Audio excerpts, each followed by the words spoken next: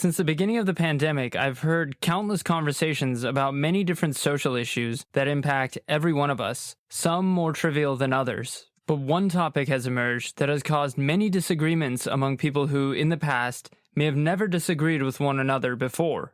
Do you harass your clients when they're at your restaurant to put on masks?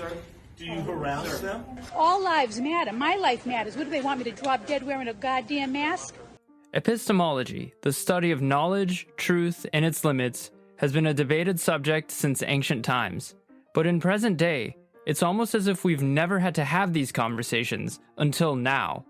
This is a problem because suddenly, overnight, we've become acutely aware of the uncertainty that we face. And despite this reality, no one seems to be able to agree on anything. In this video, we're going to take a look at the consequences of anti-intellectualism in American culture and why this type of thinking occurs. Hello everyone, I'm in human form. If you enjoy videos about social psychology and want to help support a smaller YouTube channel, be sure to hit subscribe and like this video. Now let's get started. Anti-intellectualism can be described as the systematic denigration of science-based facts and the pursuit of theory and knowledge. The foundation of this bias was first explored in American historian Richard Hofstadter's seminal book, Anti-Intellectualism in American Life, published in 1963. The 1950s witch hunts against intellectuals and artists during the McCarthy era left a strong impression on Hofstadter's thinking. His and others' studies into anti-intellectualism provide insight into how the concept has intertwined itself with American culture. The concept is difficult to define in a concrete manner, because it manifests itself in different ways depending on the circumstances, a handful of which are explored in this video. One of the more common ways this appears in our lives is when someone dismisses intellectual interests as a waste of time, while claiming that conventional wisdom is a superior method of thought. It can be seen everywhere, in business, politics, religion, education, and deceptively, within the way we think. Despite the fact that it's often associated with America's current ideological right and religious followers, progressives and liberals have also wielded anti-intellectualism to protect their own political power as well. We'll take a deeper look into these modern examples a little later in this video. In 1991, sociologist Daniel Rigney expanded Richard Hofstadter's theory by distinguishing the three ways in which anti-intellectualism appears. I'm going to try and explain these with examples that apply to the 2020s to provide a clearer image of what this looks like. The first type is unreflective instrumentalism, meaning a belief that the pursuit of theory and knowledge is unnecessary unless it can be wielded for practical means. This is kind of like when you ask your friend who's obsessive about hustling and grinding on Uber if he or she has thought about studying economics, and they respond with, "Nah bro, that's bookworm shit. I'm here to make money." Followed by religious anti-rationalism, which is characterized as someone who rejects reason, logic, and facts in favor of reactive decision-making based on gut feelings, morals, or religious absolutes. The modern creationist movement, which denies evidence of evolution, would be an example of this type. And finally, populist anti-elitism, which is the rejection of elite institutions, as well as those categorized within the social or intellectual elite. For instance, someone who belittles college professors or discredits scientists and researchers without any reason to. Hofstadter describes intelligence as utilizing ideas in a practical way, while intellect is about developing, challenging, and evolving the ideas themselves. Because of this, anti-intellectual thought is used as a weapon to keep an iron grip on the ideas and systems that protect groups or individuals with power and privilege. This can appear in the form of misinformation, which gives the illusion that it's providing alternative information that is being kept from the viewer, when in reality, by perpetuating incorrect information, it benefits the people in power. The conservative YouTube channel PragerU falls under this description. But when I hear somebody somberly intone, "science says," or "follow the science," I get very nervous. These anti-intellectual tactics are more frequently observed within dominant ideologies in the US, but they can appear in any group, identity, or ideology. And to limit this complicated concept to one demographic would be an oversimplification, as we will see.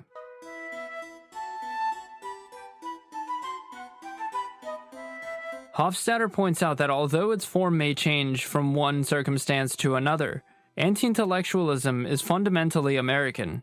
When European colonists first arrived onto the shores of North America, they brought with them Puritan and Protestant evangelical beliefs, which have been a force in shaping American culture to this day.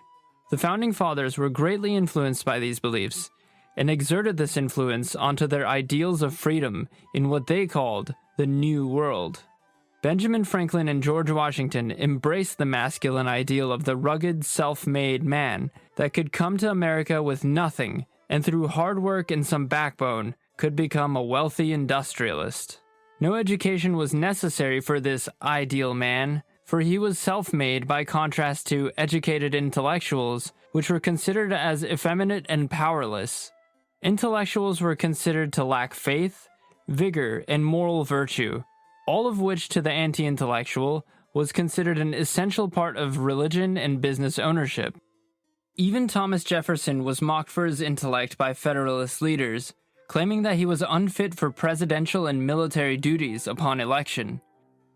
The English Puritans that colonized New England had a deep scholarly tradition, a tradition that led to the founding of Ivy League schools like Harvard and Yale, who are still considered prestigious universities to this day.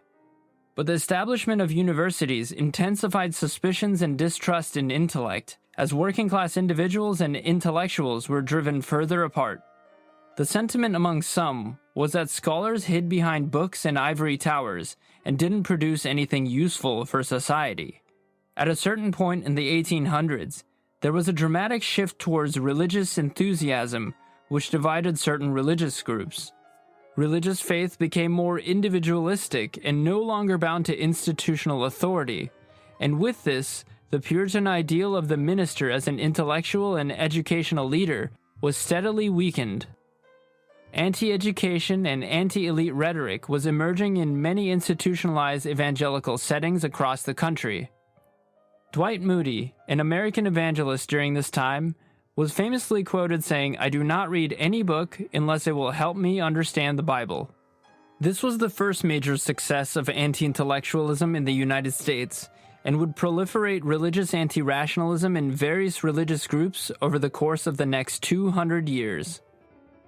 Mobility of the population, education, and the development of radical ideas made it increasingly difficult for religious fundamentalists to remain separate from secular academic thought in the 20th century.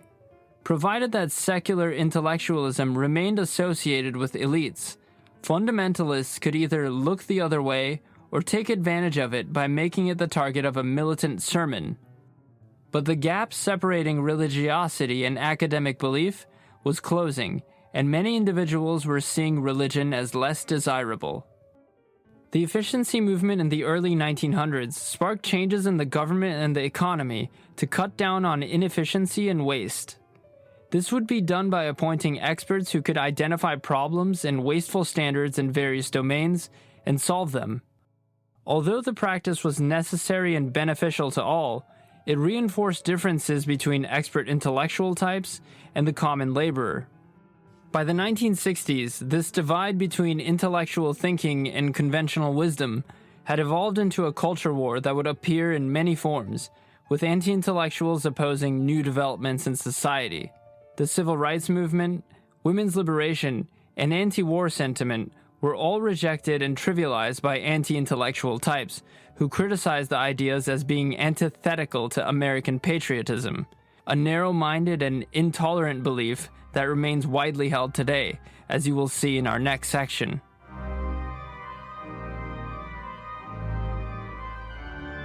An anti-intellectual mindset can occur as a symptom of otherwise ineffective strategies people use to process information. When a person is presented complex information at a high volume, their thinking will fall back on rules of thumb called heuristics to make decisions.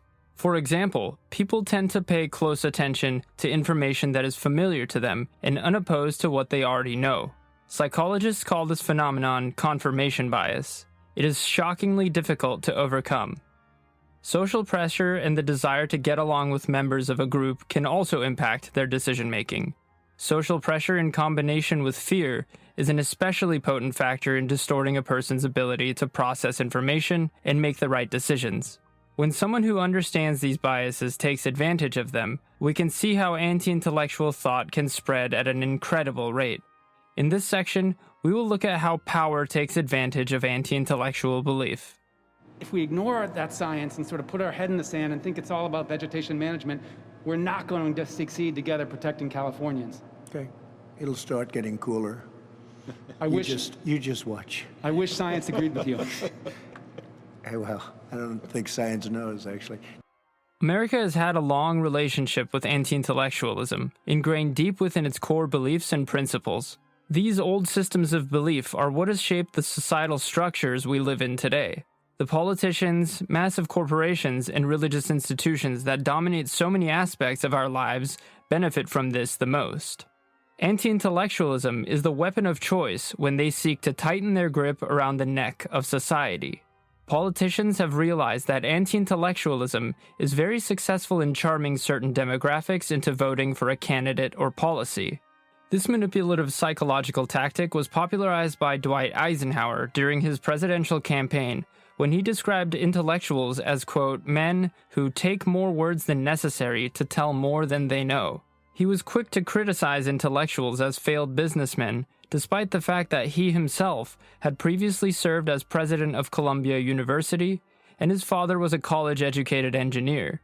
This was all a careful performance to persuade the common person by reinforcing the perceived threat of a supposed intellectual class, creating a division in the minds of the population, no different than the propaganda tactics used by totalitarian governments in Soviet Russia and Germany in the 20th century. Certainly, this was not the first time a politician voiced anti-intellectual sentiments, but from then on is how American right-wing politicians would communicate with their conservative followers.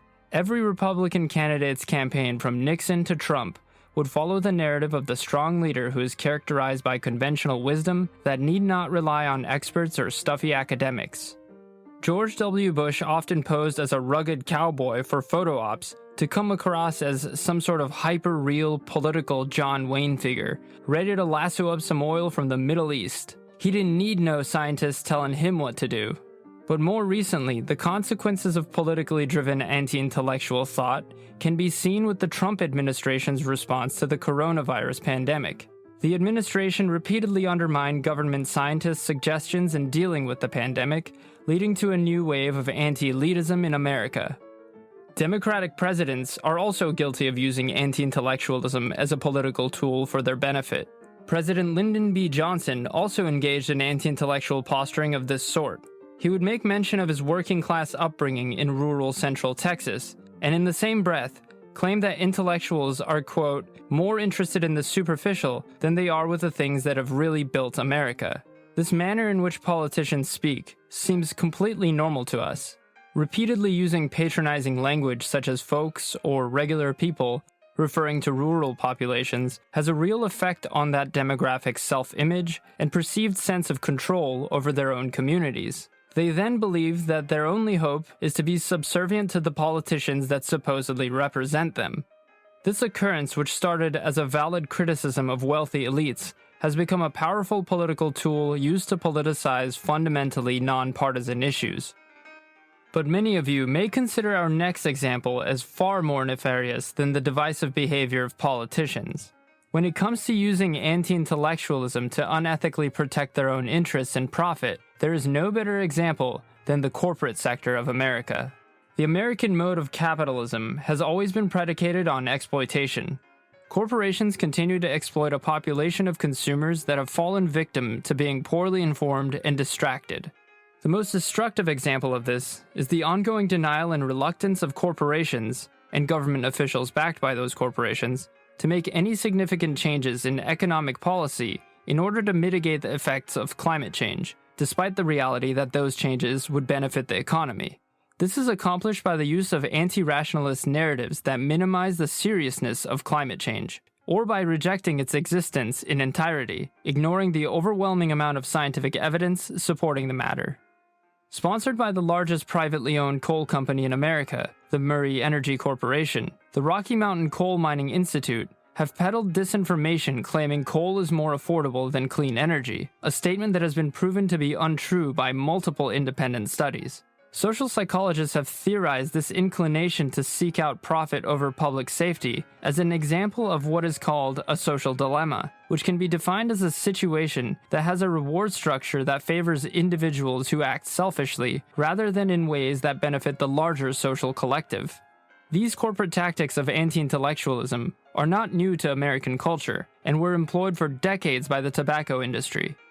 Corporations will discredit science, scientists, and logic in order to generate wealth for investors and corporate executives, at the expense of the population and the biophysical environment's health. We can see that this is how structures of power use anti-intellectualism to their benefit. But how do you counter anti-intellectualism in your own life?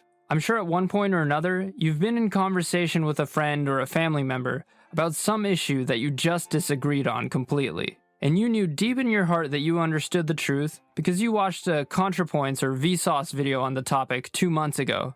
But they still wouldn't agree or get it. What do you do in this situation? Well, first things first, don't take advice from anyone on YouTube. Seriously, be extremely critical of anything on here. Second thing would be to identify logical fallacies that regularly appear in anti-intellectual arguments.